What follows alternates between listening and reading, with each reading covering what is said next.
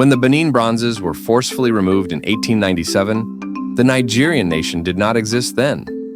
Now, as they return, we are faced with many questions about national relevance and debates on collective heritage.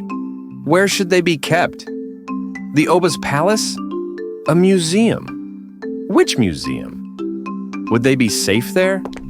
Would the public have access to them? Or would access be restricted? Will they still be engaged in ritual worship? At the core of these questions is the matter of place, space, and display. Can a museum provide a stage for the negotiation of these questions?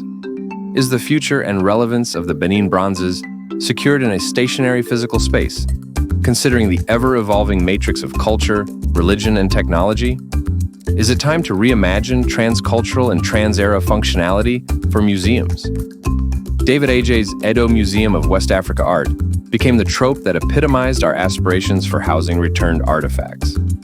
While this museum is picking up momentum, not many of our respondents think a physical museum is the ultimate solution to accessibility. We asked our respondents if they know the new Museum of West African Art in Benin. 70.8% said they never heard of it. Almost all of the 28.2% who knew the museum understandably live in Benin. When asked if they thought a museum in Nigeria, funded by the government, will be able to take care of the bronzes and give proper access to the public, 35% said they do not trust the government to fund and take proper care of the bronzes. 50% believe the government will take care of the bronzes. About 12.5% were undecided. When asked if they thought a museum in Nigeria, funded by the private sector, will be able to take care of the bronzes and give proper access to the public, the figures were largely the same, with 56% saying yes to a private sector-managed museum and still 12.8% remaining undecided.